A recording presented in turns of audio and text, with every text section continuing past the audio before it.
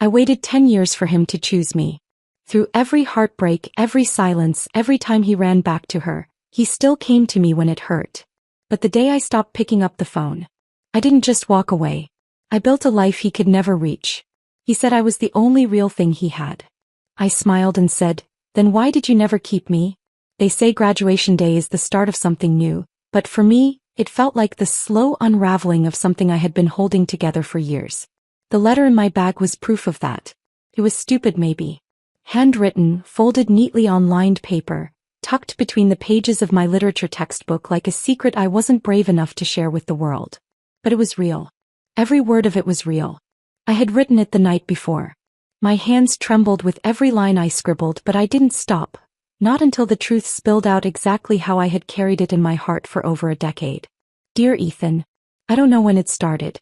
Maybe it was the day you sat beside me in 3rd grade and traded your only chocolate chip cookie for my crayon drawing of a rocket ship.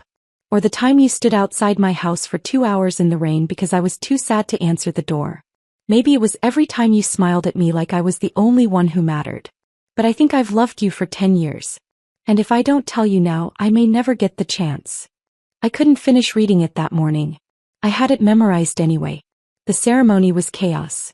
Caps flying, cameras flashing, students laughing too loudly because no one knew what else to do with the weight of change pressing on their shoulders.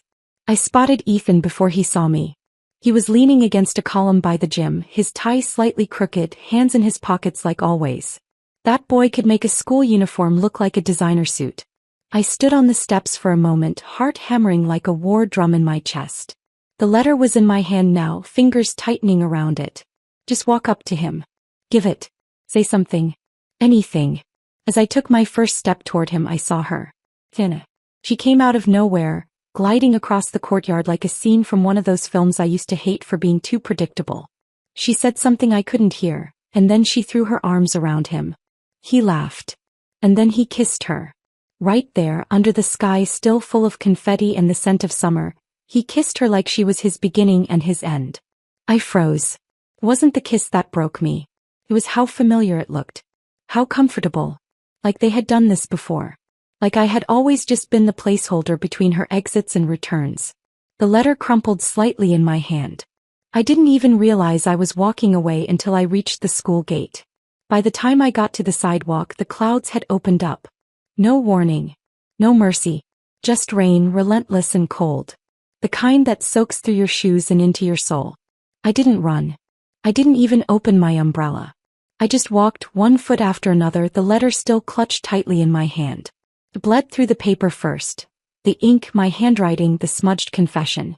Then the paper softened, wilted, tore a little at the crease. I held it anyway. Because if I let go, I didn't know what I'd have left. By the time I got home, I was drenched from head to toe. My mom opened the door, startled. Clara, what happened? The ceremony. Was there an accident? No, I whispered. No accident. He tried to hand me a towel. I walked past her to my room. I peeled off my wet shoes and dropped the ruined letter on my desk. It landed with a soft splat, barely resembling what it had been just hours ago. The words were gone. My confession erased like it never existed. Kind of poetic, really. Later that night, Ethan texted me. Ethan, hey. Congrats, graduation cap, still can't believe it's over. I stared at the screen for a long time. My fingers hovered. Me, yeah. Congrats to you too. His reply came quickly. Ethan, we didn't get a photo together, loudly crying face. Rain killed the vibe. Let's meet up this weekend. My chest tightened. How was it that he always knew when to reach for me, but never for the right reasons? I typed. Me, sure. That night, I lay awake in bed, staring at the ceiling. 10 years of loving him. Quietly. Hopelessly. Beautifully. I used to think that love was supposed to hurt. That if it didn't ache a little, it wasn't real. But tonight, it didn't ache. It just felt empty. And emptiness was somehow worse. I dreamed of a version of me who handed him the letter. In the dream, he read every word. Looked up at me. Smiled like he always did and said, Clara, I didn't know. But I think I've always felt it too. Then he leaned in. And I finally got the ending I had written for us in my mind 1,000 times. But when I woke up, the ink-stained paper was still on my desk. And the only ending left was mine to write. Sienna's favorite color was sage green. I found that out because Ethan asked me to help plan her birthday dinner. You're good at that aesthetic stuff, he said, tossing a velvet invitation onto the cafe table like it didn't weigh a thing. I just wanted to look, thoughtful. The kind of thing she'd post. I sipped my lukewarm coffee, forcing a smile. So, something postable. Got it. He laughed, not catching the edge in my tone. Exactly. This is why I need you. The words landed like a pin in my chest. I need you. Not I see you. Not I choose you. I need what you can do for me. I took the invitation, studied it, nodded once. Sage green. Candles. Some kind of minimalist cake. She still likes peonies. Ethan's eyes lit up. Yeah. How do you remember this stuff? Because I used to wish you noticed things about me the same way. We ended up spending the whole afternoon planning her party. Venue. Menu. Music playlist. He leaned back in the booth when we were done, looking relaxed. Seriously, you're the best. I would have been a wreck if I had to figure all this out myself. You mean like a boyfriend might? He blinked. What? Nothing, I muttered, glancing away. He didn't push. Of course he didn't. He never did when it came to my feelings. And I never offered them outright. Sienna's birthday came and went in a blur of camera flashes, curated laughter, and Ethan's arm draped around her waist like it belonged there. I stayed at the edge of it all, behind the scenes, fixing her wilting bouquet, telling the staff to relight candles, making sure the playlist hit the right vibe. I wasn't a guest. I was a ghost with a clipboard. When Sienna wrapped her arms around Ethan and whispered something in his ear that made him smile with his whole face, I excused myself to the balcony. It was chilly outside, but the air helped. I leaned on the railing, watching city lights flicker like a Morse code I couldn't quite read. You okay? His voice came from behind me. I didn't turn around. Just needed air. He stepped beside me. Close but not touching. Always not touching. She loved it, he said softly. The whole thing. You made me look like a damn romantic genius. I didn't do it for you, I said, still staring at the lights. There was a pause. Then he chuckled. You're in a mood. I didn't answer. He didn't stay long. Sienna called him back inside. And I was left there, arms crossed, chest heavy, wishing I could stop being the person who always made things easier for him. The next week Sienna left town. Some family emergency, maybe an art residency, I didn't ask. I knew what came next. Ethan showed up at my door the day after she left, hoodie half-zipped, with that same look he always wore when he was about to unload something on me. I brought coffee, he said, holding out the cup like a peace offering. Extra cream. No sugar. He still remembered. I took it. You want to talk or sulk in silence today? He gave a weak grin. Little of both? I let him in.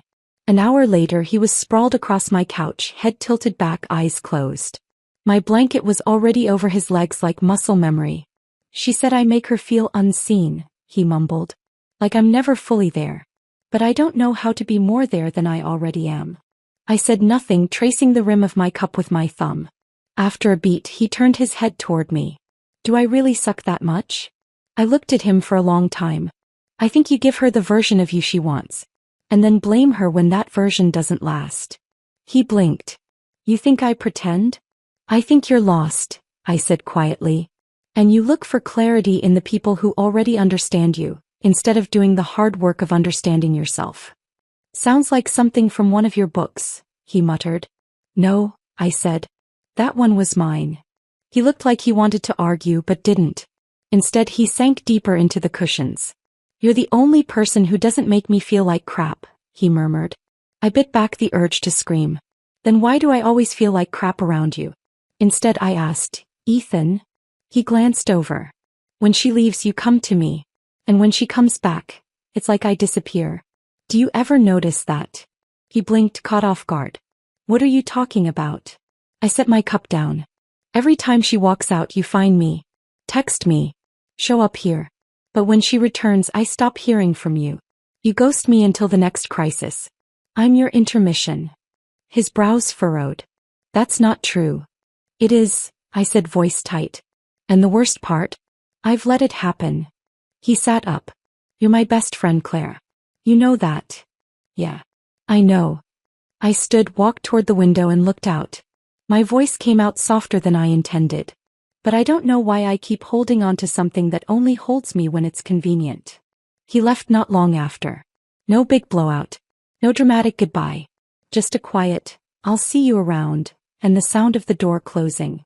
I stood in the silence of my apartment, arms wrapped around myself, wondering when friendship had started to feel so much like abandonment.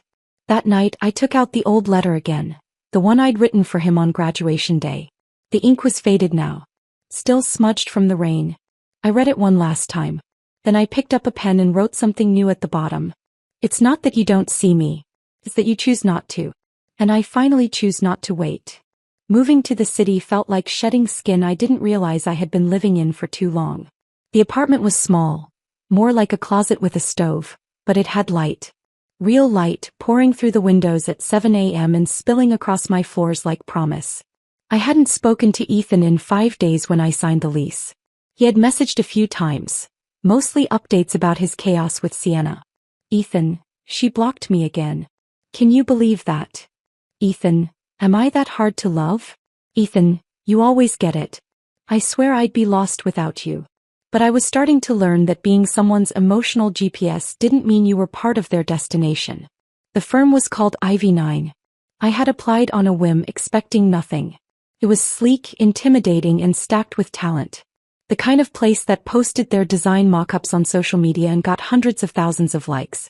I showed up for the interview in a blazer that still had a dry cleaner's tag on it, my resume shaking slightly in my hands. But when Lydia Lang, creative director and co-founder, sat across from me in that glass office, she didn't even look at my paper. She looked at me. "You're fresh," she said, flipping through my portfolio. "But raw isn't always bad. You've got teeth in your sketches. Who taught you layout like this?" "No one," I said honestly. "It's just how it made sense in my head." She smiled, sharp and satisfied. "Instinct over imitation. I like it." By the end of the week I had a badge with my name on it and my own desk tucked near the window. Lydia didn't do hand-holding. She tossed me into real projects from day one. Branding, editorial spreads, typography experiments that made my head spin. But I was flying. For the first time in years I wasn't Ethan's friend, or the girl behind the scenes. I was Clara Bennett, junior designer at IV9. And people knew my name not because of who I followed, but for the work I made. It was terrifying. It was exhilarating. It was mine. Ethan called again 2 weeks in. He didn't ask about my job. He never did. "Clara," he sighed into the phone. "You won't believe what she did." My fingers hovered over my sketchpad. "What happened?" "She said I'm emotionally unavailable," he huffed. "That I treat her like she's replaceable. Can you believe that?" I said nothing. As I could. I listened as he ranted for another 20 minutes. About her temper. Her games. Her unfair accusations. He never asked how I was doing. Not once. I started silencing his calls. Not out of anger. Out of necessity. The city had its own rhythm. Faster, louder, unapologetic. And I had finally started matching its pace. On Friday we pitched a campaign to a sustainable fashion brand. I'd spent all week on the typography system, designing letter forms that looked like branches growing from soil. When I finished presenting, Lydia clapped me on the back. "Not bad, Bennett. Not bad at all." Coming from her, it was a standing ovation. That night I stayed late to clean up files. Most of the office had cleared out. Only one other person was still at his desk. Landon Hayes, lead UI designer. He was tall.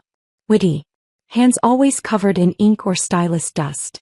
He'd been friendly from day one but never crossed into flirtation territory. Until that night. He walked over to my desk and held out a small paper bag. "Peace offering," he said. "You looked like you hadn't eaten since Wednesday." I raised an eyebrow. "You've been watching my eating schedule?" He smirked. "I've been watching the interns get scared when you're in deadline mode." I laughed and opened the bag, steamed buns still warm. "Thanks," I said, taking one. "You're not so bad for someone who uses Comic Sans ironically."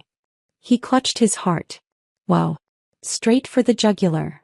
We sat there side by side eating in comfortable silence. Landon glanced over. "You always this quiet outside client meetings?" I shrugged. "I guess I got used to not talking. For a long time listening was kind of my job." His voice softened. Yeah, well, maybe it's your turn to be heard. That night when Ethan called again, I didn't pick up. He left a voicemail. It's late, I know. Sienna's gone again. I feel like I can't breathe. I wish you were here. You always know what to say. But I didn't. I didn't know what to say anymore. Because I wasn't the same girl he used to call. The next day, Landon asked if I wanted to grab coffee before work. Just coffee. But when he smiled at me and said, "Tell me something no one else knows about you," I realized I didn't want to talk about Ethan. I wanted to talk about me. The city lights blinked like tired eyes as I sat curled up on my windowsill, sketchpad balanced on my knees, a half-finished design spreading across the page in uneven charcoal strokes. Outside it was quiet, the kind of quiet that only came when the traffic finally gave up fighting and the world seemed to take one long collective breath. My phone buzzed once. Then again. Then 3 times in a row. I didn't have to look to know who it was. Ethan. The vibrations echoed in the stillness of my apartment like sirens I no longer ran toward. By the 4th buzz, I turned the screen over and glanced at the name. 1:37 a.m. No message. Just the call. And again. And again. I stared at it like it was a stranger. My finger hovered over the green button. Habit. Muscle memory. Emotional reflex. But I didn't press it. Instead, I pressed my thumb to the red one. Decline. The silence afterward was deafening and freeing. The next morning, I arrived at IV9 before the cleaning staff. The sun hadn't fully risen yet. The skyline was dusted in pinks and golds, like a watercolor that hadn't decided on its final form. I brewed coffee in the corner and set my sketchpad on the large glass table in the conference room. My idea had been tugging at me for weeks. A campaign that blended identity and architecture, that turned emotion into structure. But I had never shown it to anyone. It wasn't client-directed. It was mine. And suddenly that felt like enough. By 9 a.m. the boardroom was full. Lydia sipped her espresso like judgment came flavored with cinnamon. All right, Bennett. Blow us away. My heart pounded, but my voice was steady. I walked them through the sketches. The concept. The color theory. The campaign name, Rebuild. A branding project rooted in the architecture of heartbreak. Taking the language of construction and applying it to emotional restoration. Brick by brick. Beam by beam. The last slide was a simple quote. Not all ruins stay broken. There was silence for a full beat. Then Lydia set down her mug. Well, damn. One of the senior partners clapped. This is sharp. Personal. Marketable. Who's the client? No one, I said, pulse racing. Not yet. I just wanted to make something that mattered. Lydia smirked, her eyes gleaming. Well, it does. Let's pitch it next quarter.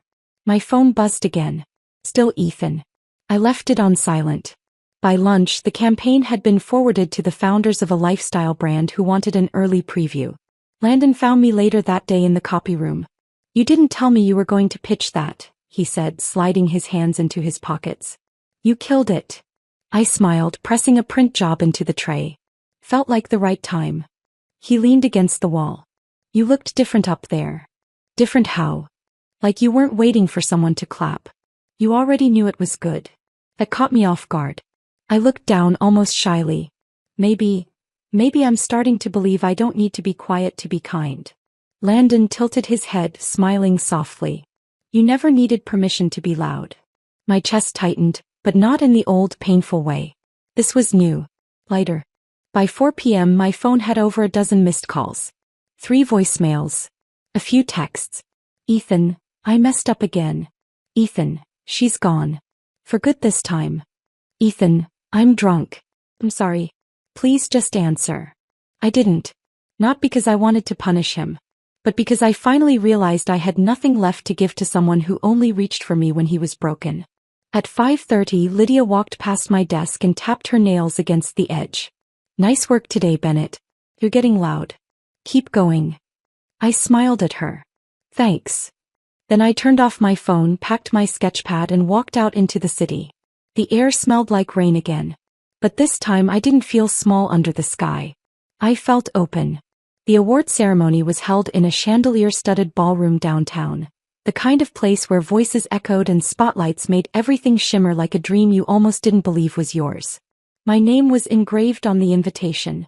Clara Bennett, finalist, National Emerging Designer of the Year. I ran my fingers over the letters the entire cab ride there. Even in heels and a tailored suit, part of me still didn't feel like I belonged. But then I remembered the Rebuild campaign, how it had gone viral, how our inbox flooded with collaboration requests the next morning. I belonged. Whether anyone else believed it or not. I did. Lydia squeezed my shoulder before I walked up to the stage. She whispered, "Don't shrink. This room will adjust to your size." The applause was thunderous when they called my name. My heart should have pounded out of my chest, but instead I felt weightless. Like I was finally standing on a platform I had built with my own hands. As I approached the mic, the ballroom fell quiet. I took a breath. 3 years ago I nearly gave up on this path. I thought my voice didn't matter because it wasn't the loudest in the room. But then I realized, silence can be a choice. And so can rising. A beat. Then more. Design isn't just about visuals. It's about intention. Healing. Identity. Everything I create now is a promise to the girl I used to be. The one who waited, who doubted, who apologized for taking up space. I smiled. She doesn't live here anymore. Applause thundered again. And somewhere in that crowd, I saw him. Thin. Tucked near the back in a suit too formal for him, eyes wide and stunned like he hadn't planned to be moved, but was. Our eyes met for just a second. He didn't smile. He looked breathless. After the ceremony, I stepped out onto the balcony to escape the flood of champagne and congratulations. The city was a sea of lights below, buzzing and alive. "You really said it," a voice came from behind me. I didn't turn around. "How long were you standing there?" "Long enough to know I almost missed something important." He stepped beside me. "Then, I didn't think you'd actually come," I said, still watching the skyline. "I wasn't going to," he admitted. "I didn't even know you were being nominated. I just saw the announcement by accident and, God, Clara." His voice cracked a little. "You were incredible." I nodded, not trusting myself to say thank you. "I mean it," he continued, stepping closer. "I've never seen you like that. So sure. So bright." I finally turned. He looked like the boy I'd known since forever, but smaller. Like for once he wasn't the center of the room. Like he had just realized it never belonged to him. "I think," he started, voice faltering, "I think I've always loved you." I stared at him for a long, quiet second. Then I smiled. "I think you loved having me. Not loving me." His face shifted. Confusion. Pain. Regret. All of it. "I was always there," I said softly. "Always. You leaned on me, called me when she left, trusted me with your darkest hours. But when it came to choosing someone in the daylight, you always turned toward her." He opened his mouth to speak, but I held up a hand. "You loved the way I made you feel. Safe, understood, listened to. But love. That's not the same thing as comfort." "I didn't know what I was doing," he said. "I didn't know what I was risking." "I did," I said, stepping back. "Every time." He took a step forward. "Clara." But I was already walking away. Down the stairs. Back into the golden chaos of the gala. This time I didn't turn around. Because this time I didn't need to. They say when a door closes, a window opens. But when I walked out of that ballroom without looking back at Ethan, I didn't need a window. I built a damn door myself. The morning after the gala, I came into the office to find a cup of black coffee and a bag of almond croissants on my desk. No note. Just quiet warmth wrapped in flaky pastry. I didn't need to check. I knew it was Landon. He popped his head around the corner about 15 minutes later. "Saw the footage," he said casually. "You didn't just accept an award. You lit that stage on fire." I smiled. "Too dramatic." He grinned. "Not dramatic enough." It started slowly after that. Not romance. Just rhythm. We worked side by side on campaign decks, fought over fonts, sketched mock-ups late into the night, and sometimes, just sometimes, he'd nudge a coffee into my hand before I even realized I needed it. He never asked me to explain the quiet days. Never pressed me to talk about Ethan. Never waited to offer comfort only when I was hurting. He was just there. When it mattered. When it counted. And eventually that steady presence became something more. It was Landon's idea to start our own studio. "Everyone's trying to fit design into fixed boxes," he said one night as we sat on the floor of the office, surrounded by failed print tests and empty takeaway containers. Let's stop asking for permission. Let's build something that breathes. What would we call it? Anchor, he said without hesitation. I blinked. Why? Because when people see what we create, I want them to feel grounded. Like they belong to something. I nodded. Anchor it is. The beginning was messy. Exhausting. Beautiful. We pitched to local clients first. Eco-cafes, co-working spaces, a climate-conscious fashion brand. Landon handled the interfaces. I built the stories. We both stayed up more nights than I could count, eating cold noodles and reviewing line heights at 3 a.m. One morning I woke to an email titled, Feature Request, Kyoto Design Week. Our latest Architecture Meets Sustainability series, a modular housing concept for displaced flood survivors, had been picked up by a non-profit and circulated through the international press. Kyoto wanted us to present it. In person. Landon burst into my office with the printout, still barefoot. We made it, he said breathless. Clara, we freaking made it. I stared at him stunned, then slowly smiled. We did. He stepped closer. And not just the work.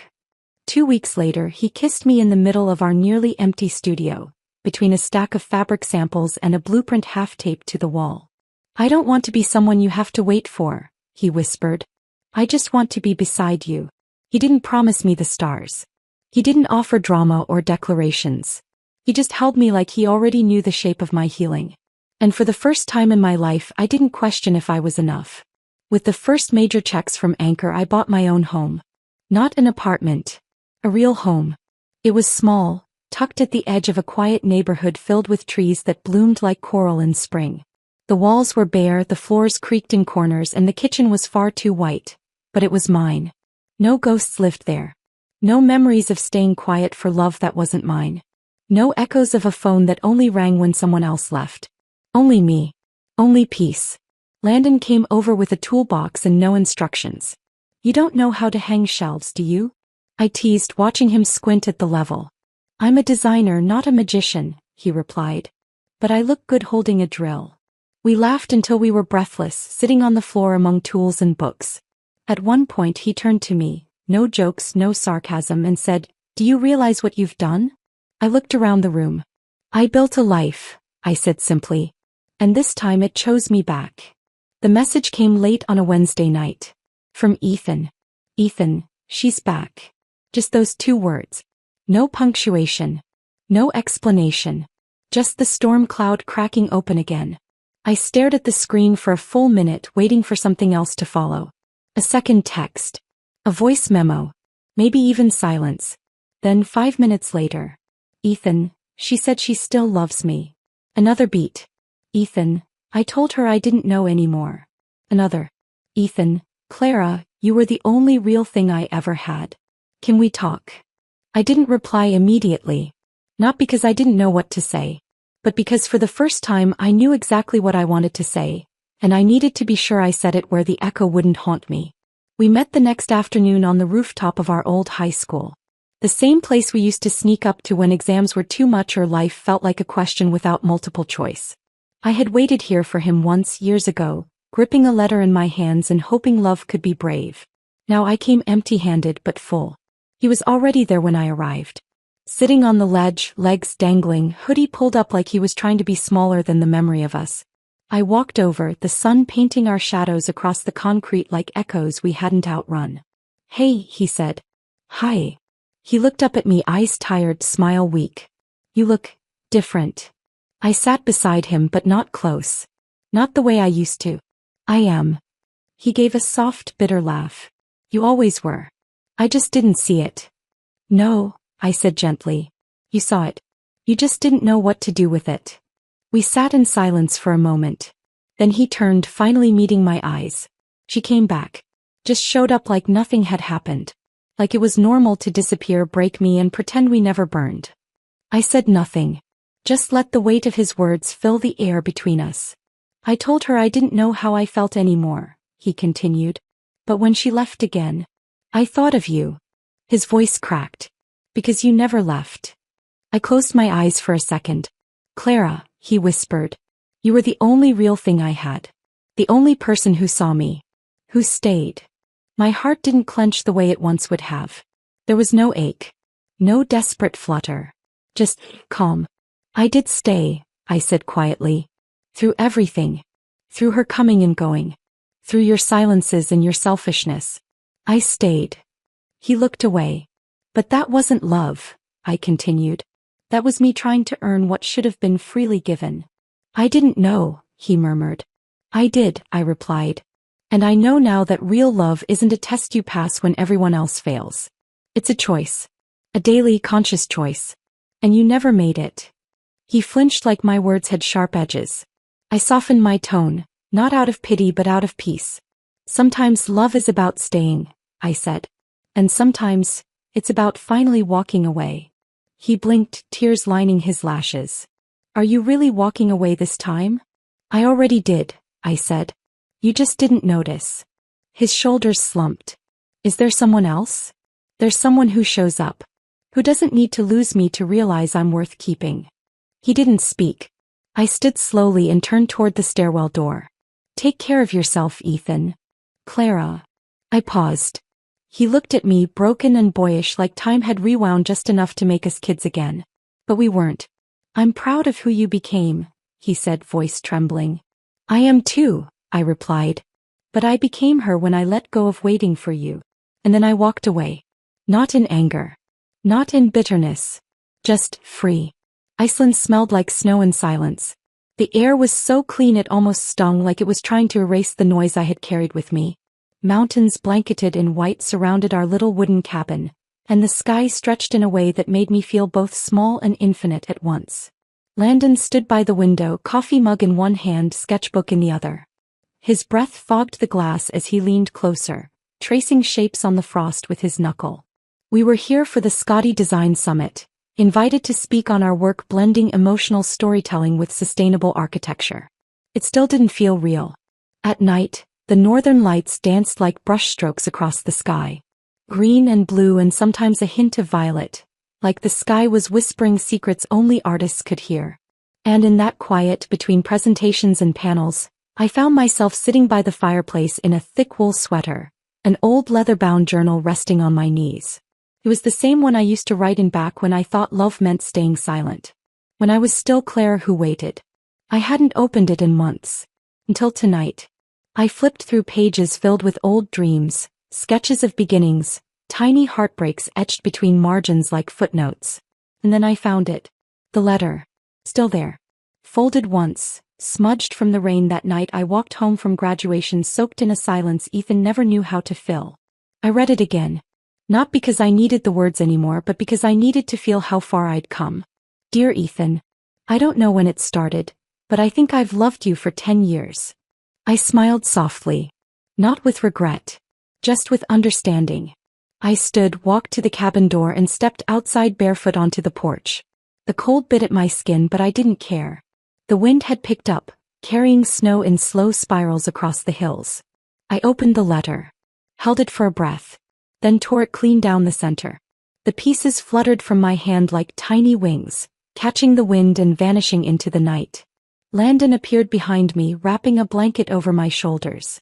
You okay? He asked, voice quiet, grounding. I turned to him and nodded. Yeah. I think I just said goodbye for real. He didn't ask what I meant. He didn't need to.